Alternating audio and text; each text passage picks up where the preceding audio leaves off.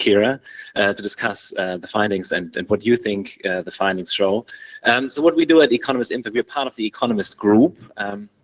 So we produce insights, we produce, bring people together, just like, like we're doing today in forums and events to discuss research findings, to collaborate, as we just heard from the recent panel, and also to create this kind of innovation that we just talked about, kind of through new tools and new data, new evidence. The rEV index is really aimed at creating, new insights, but also being able to benchmark and see where are we now in terms of EV adoption in the UK, in different regions, nations in the UK, but also compared with other countries. So that's why we have done this study supported by BP. And before we discuss some of the findings, I just wanted to give kind of just a bit of an introduction to the topic and why we looked at this at the Economist group. So first of all, of course, we've heard why we're doing this, and just important to reiterate that more than 130 countries, have pledged to be net zero by 2050. So there is this kind of global momentum happening. And of course, today there's this Green Investment Summit in the UK. There's lots of momentum building up to COP26. And of course, achieving this will require a lot of transitions in different sectors. And of course, transport is really crucial because it accounts for 16% of greenhouse gas emissions globally. Decarbonizing the sector will be really important and playing a crucial part in this kind of transition, meeting net zero targets, but also switching to EVs means there's really important innovation that needs to be done, and lots of important structural changes that need to be done. I mean, EVs emit 3 times less carbon dioxide than conventional vehicles. Countries begin to realize that. They move towards renewable energy and thereby harnessing even more the potential that EVs have. The energy transition going hand in hand with the transition towards EVs. So that's why we have done this study and really, wanting to create a benchmark to where are we, and also seeing what have we done in terms of progress already within the UK. And where do we need to go to accelerate, and how do we accelerate progress? So really, this electrification of cars is happening at pace, and we have seen that only between 2019 and 2020, the COVID-19 pandemic led to kind of a 16% decline in car sales globally, and that actually wasn't seen in the EV market. So this kind of resilience of EVs has continued, and that's really important to highlight that there is this momentum. There's a positive. We're all here at a time. Of course, we're just coming out of this pandemic. We're also seeing that the EV industry is booming and is starting to really take off.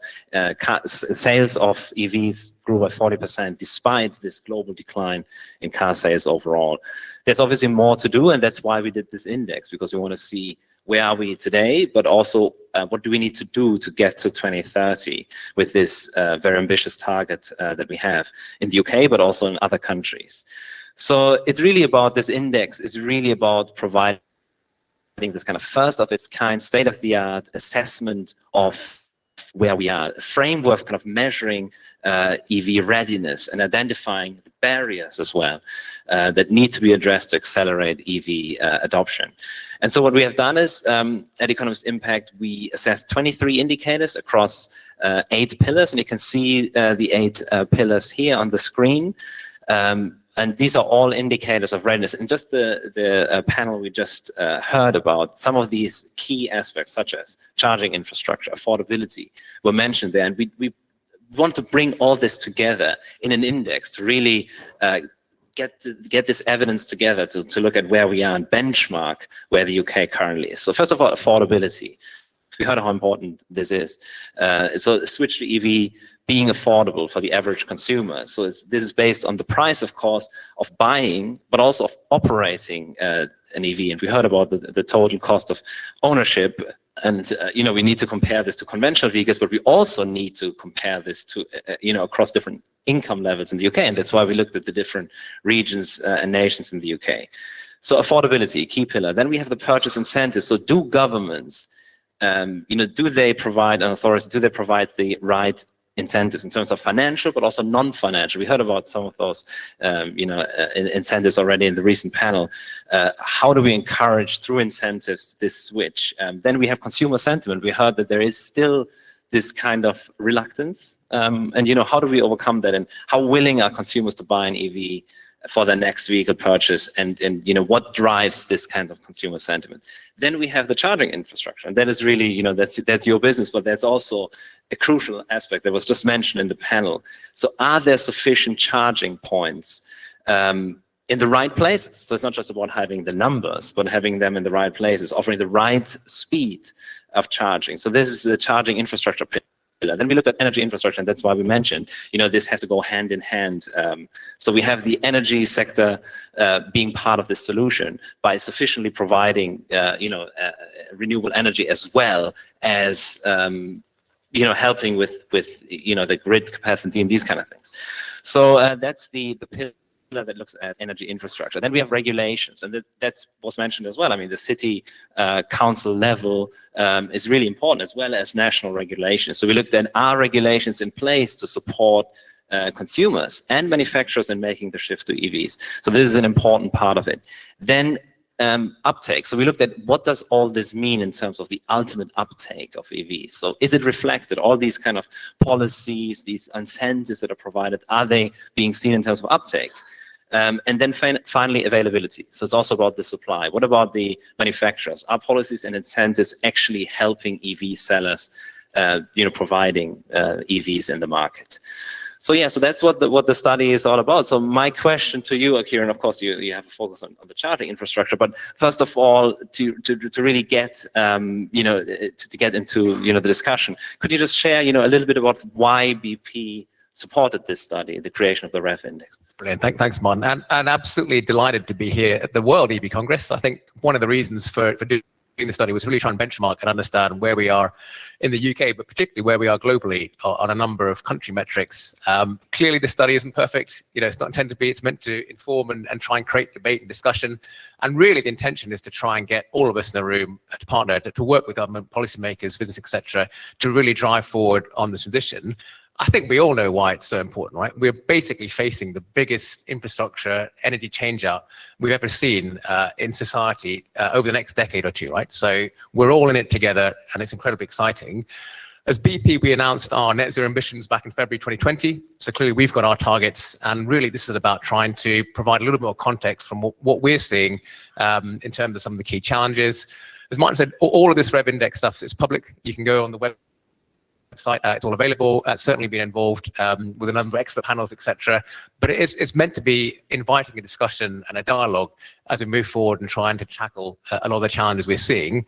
I guess the good news for me, or bad news, is we are seeing a lot of similarity between different countries. So that's something that's kind of a key insight. And I guess secondly, we're absolutely on a journey in the UK. It's great we've got the 2030 emissions ban, certainly from a petrol and diesel perspective. Where we are in 2021 isn't where we need to be, but there's a lot of excitement around, what can we do together to drive that forward. But I know we're going to touch on that as we go forward in the panel. Definitely. Sounds good. Thanks a lot, Akira. And as you mentioned, there is this challenge across different regions of the UK, but also across the world. This is a common kind of challenge, and that's why we looked at where the UK is. And you mentioned that actually the performance is actually similar in several countries. So the scores are very close. Some countries are, and we mentioned, previous panel mentioned Norway being kind of a leader. So what we wanted to do is we really wanted to create this kind of snapshot where we are now, because no one can be expected to be ready already now, because we are in 2021, but we are in the beginning of this decade of transformation. So we need to get there. So if we look at, what we did is we looked at the 40 nations and regions in the UK on their readiness for EVs. And as Akira mentioned, you can go on the website, and the website will be shown. I think it's also in the materials that you can see, and also, we'll show you the website. It's all on impact.economist.com, freely available, as you mentioned. So we compared what, the different regions and nations within the UK, but also we compared the UK overall with China and European countries. You can see the results here. So the UK has actually made a great start. I mean, the score isn't 100. I mean, it's not meant to be 100, because no country can be at 100. So it's just almost 40. So we're kind of starting to make progress to get to that kind of, readiness by 2030.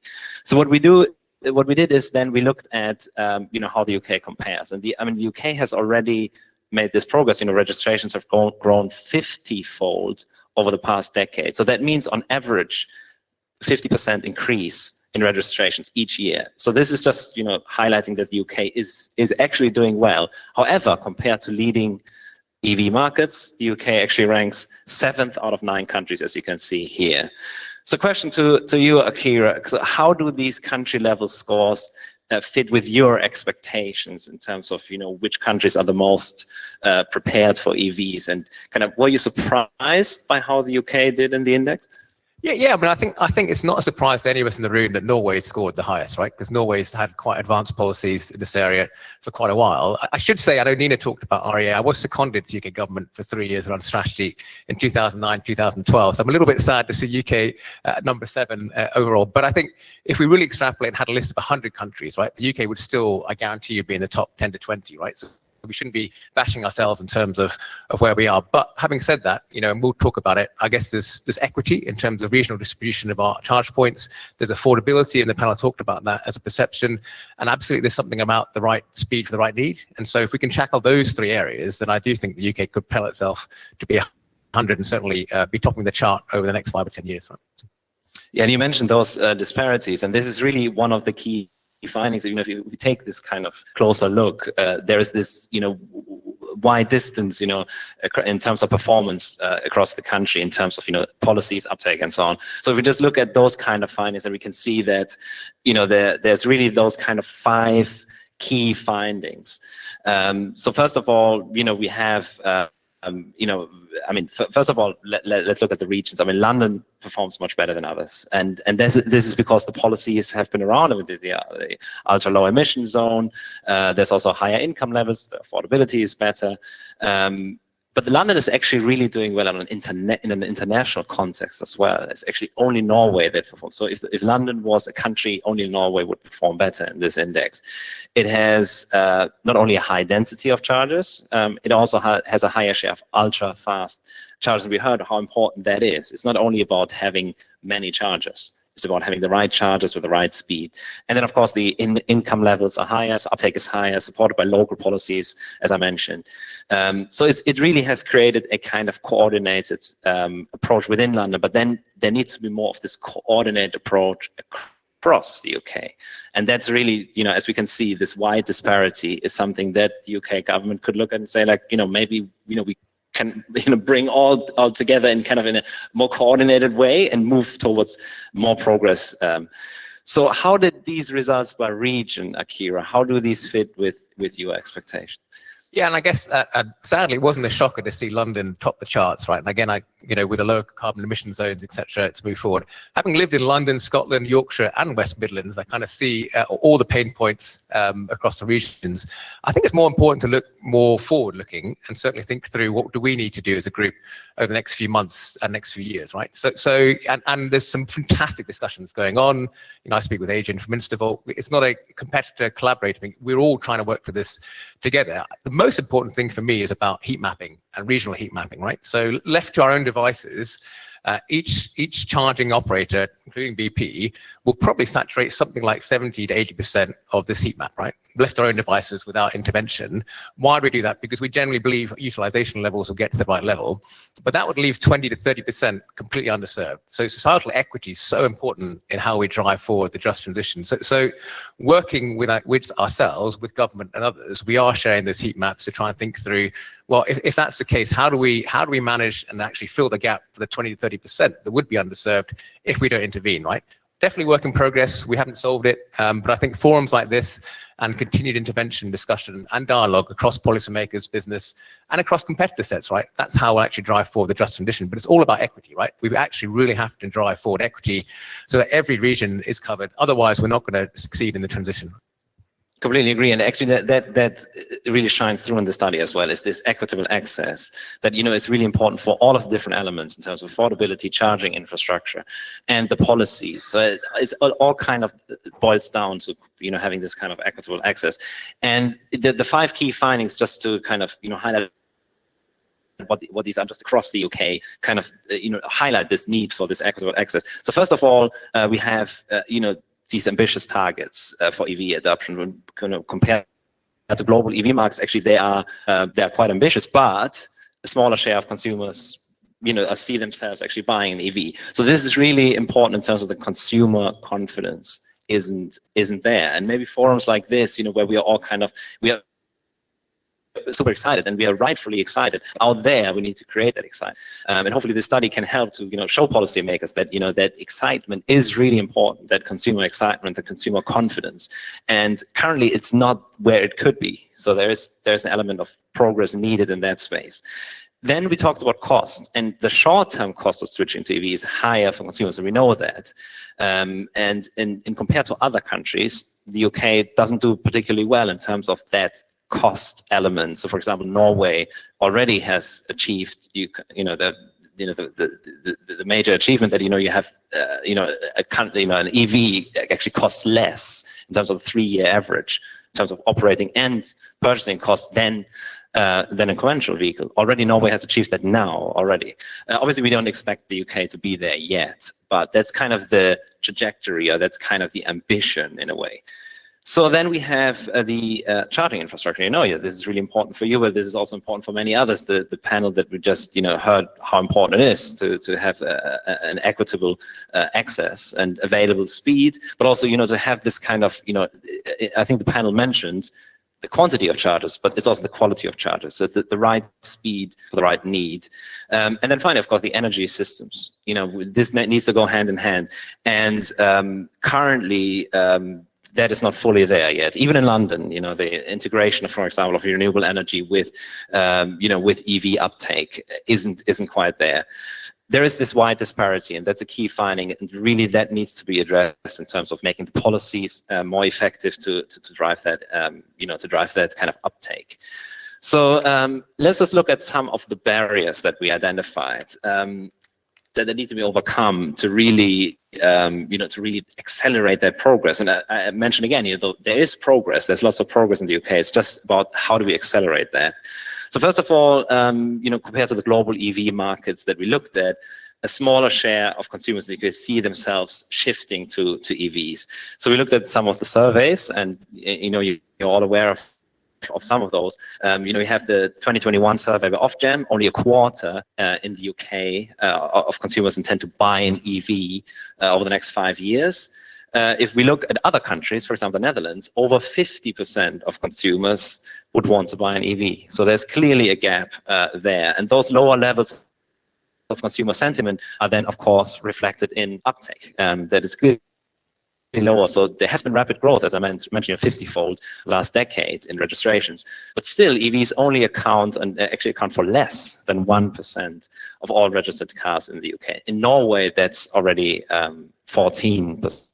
So, of course, Norway has more ambitious targets, 2025. But still, so Akira, so in terms of this kind of demand readiness that we talked about, what, in your view, are the key barriers to prevent consumers in the UK from really making that switch? Yeah, so I love the previous panel's pub or public engagement, right? Because actually both are absolutely required. And I think all of us must spend a lot of time with in-laws, friends, family, trying to educate them around the myth busting. So it does feel like it's myth busting, right? So the same Ofgem report talked about 59% in the UK see affordability as the biggest barrier. Now, if you really took the data from a year or two ago and you just said, right, it's only looking at 3 years, then absolutely, Martin, you could say, right, it's 1.3 times the cost overall, or 0.5 times. But in reality, we've been really innovative in the UK around lease financing models, right? If you really look at corporate leasing nowadays on a like-for-like basis, you're basically parity, right? So there is something about myth busting, and we're also recognizing the interventions being made more rapidly and sharing those successes and being clearer. And the TCO discussions earlier as well, total cost of ownership needs to be a mindset and a principle when you think about affordability around the car, right? So definitely around affordability. And the other one, of course, is the age-old myth buster around range anxiety. 38% of folks, again, from the same study with Ofgem, really have a concern around charge points. We've got over 24,000 charge points in the UK. Absolutely, we've got to get the right speed to the right need. Do we need to do more? Do we need to try and move into ultra-fast charging or street lamps, depending on the strategy, etc.? Categorically, but actually both of those, from a percentage perspective, are out of kilter with the rest of the market, right? So there's probably something, if you can multiply the energy and knowledge of this room by 100x and then put that into the mass public through public conversations, that would be quite a big step. And whether we go on YouTube or what, I don't know what we need to do, but there's something about really trying to, as a group and a sector, actually educate in a positive way society, not in a patronizing way, but just in a positive way to really drive the transition. And that's a great point. I mean, that's, this range anxiety is a perception, but also perception becomes reality. It becomes reality because people then internalize that, and then it is reflected in people actually not buying it. EV. So just in terms of that infrastructure, and it is important. It was mentioned in the recent panel as well. When it comes to the infrastructure element, there has been a lot of progress in the UK. You mentioned over 24,000 chargers installed in public places. Great achievement, which is equivalent to 6 chargers for every 100 kilometer of road. In London, it's even like 30 times larger in terms of charging density. So there is a lot of progress there. So overall, in terms of density, the UK performs well. But then we mentioned less than 5% of the available chargers in the UK are ultra fast, compared to almost 35% in China, for example. So clearly, there are markets out there that have done more in terms of rolling out that ultra fast. That means, of course, charging on the go is rarely an option for consumers. Slow charging, of course, still has some benefits. It can extend the life of batteries, where consumers do not have access to chargers overnight. They need to be able to charge rapidly, of course, in public places. So that's still an issue with ultra fast not really having been rolled out. So you're, of course, in the charging business, Akira. So in what ways does the UK need to kind of develop that kind of charging infrastructure over the next few years? Brilliant. And I do see Nina there, so I'm guessing that means we're probably having to wrap up relatively quickly. But I think, really important. 2 minutes, right? So we heard from Trichy and others. It's right speed for the right need, right? And it's not for us to dictate the strategy either for the UK or for our competitors and collaborators. But we do need to actually target that. I think the panel talked about 40% of current consumers don't actually have access to off-street parking. So how do we manage that? That could be street lamps. It could also be ultra-fast charging. Certainly, that's something that's important to us. And 10 to 15% of consumers that we engage with actually want ultra-fast charging on motorways, highways, etc. Hopefully, with a broader set of competitors than what's currently on offer at the moment. So absolutely critical. But it is the right speed for the right need. Everyone's going to be different. Every customer is different, and we've got to meet their needs. I think what the study does show that compared to the rest of the globe, we are very down on our ultra-fast charging numbers in the UK at the moment. And that's certainly a focus of BP. And I know a number of other companies in the room, right? Brilliant. And I know we are running out of time. So I don't know if the website is actually up there. It should be the last slide, the most important slide, where you can actually see the website. So I don't know why that slide is not there, but it is. It's all right, Martin. You can Google Rev Index Economist and it will just come up on your phone, right? But anyway, so just in terms of your 3 key takeaways, just quickly, before we all need to recharge, of course, in many ways, but now we're just about to have the break. But your 3 key takeaways? Yeah, and I think it's more about what are the 3 things we can all work together as a room, right? Because I do think collaboration is absolutely key and partnership, and that's really the purpose of today, right? So one's really that societal equity piece. Left to our own devices, we can't really jazz our way through this. We've got to be a bit more orchestral. We've got to be a bit strategic. We've got to work together. We've got to really focus on, and for me, it's that hard to reach regional areas that left to our own devices, we just won't cover, right? And that we can't leave people behind. That's just totally inappropriate. Number 2 is how do we tackle the affordability myth, right? So that's something about really working together. Yes, we still need to improve in regards to some of the incentives, etc. But it's a myth, right? So how do we work on that and share that to really drive people's confidence and custom? And the 3rd is that right speed to the right need, right? We shouldn't dictate, categorically it has to be a home charge, a street charge, etc. We really need to think through the customer segments, really think through what society require, and then ensure that we actually build that into our plan as we go forward. And the final one, I'm like you said, 3, we've got to really accelerate that collaboration over the next few months and years to actually build that plan out, right? Because otherwise, left to our own devices, I think we will actually, I wouldn't say fail, but we'll certainly make some suboptimal decisions as a group, right? Brilliant. Thanks a lot, Akira. It's been a pleasure talking to you. And have a look at the study. So it's impact.economist.com/sustainability. And you'll find all the data there. It's super exciting. You can delve into it, see all of the regional findings compared to other countries. It's been great to be here. Thank you so much. And enjoy the rest of the conference. Yeah. You want to go?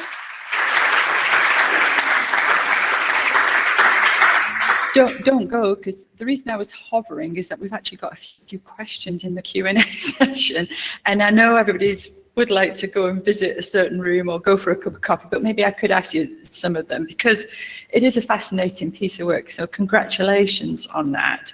And Sarah, who's obviously raring to go because she was chairing the earlier panel, came up with a couple of questions. So I'm not going to ask one because I'm interested in that one as well, Sarah. Is there a way to overlay the regional scores for the EV policies and uptake versus the national grid's carbon intensity map? And so ideally in areas of high carbon intensity like Wales and the West Midlands, incentives for ensuring EV charging is delivered with renewable energy would be welcome. So could that be a next iteration for your index? That's a really great suggestion. And actually that's what we want to do. We want to integrate the evidence from this index with other, key data points. So the carbon intensity, that would be really exciting. And we can do that. We have all the regional data for the 40 regions and nations in the UK. Well, I know our colleagues in the ENA, the Energy Networks Association, they're developing some really great heat maps as well. And heat meaning where are the connection points, what's the load factors at different parts of the grid system right at the distributed network level. So maybe that's another piece. Sorry, Akira, you were going to say something? No, I absolutely agree. And I think the nice thing about fast forwarding to 2030 is if you think about the UK's offshore wind ambitions, then actually offshore wind can underpin 40% of generation in the UK for electric vehicles, right? So great to do the heat mapping, but also extrapolate, I'd say, to that 2030 point, right? And also, just me putting another little hat on, because I sit on the steering committee for the EV Energy Task Force, which is working closely with the car manufacturers to really, drive the delivery thresholds here in the UK. It would be great, sharing your data in with all the modelling that the Energy Systems Catapult are doing on this and others. So thank you very much for that. And I hope you'll join me again in thanking our presenters for this keynote speech. Thank you very much.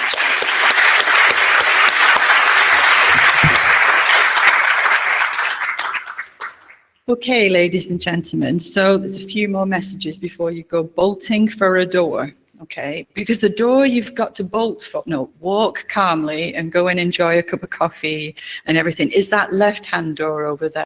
Is a COVID-19 request. Hang on, which door am I?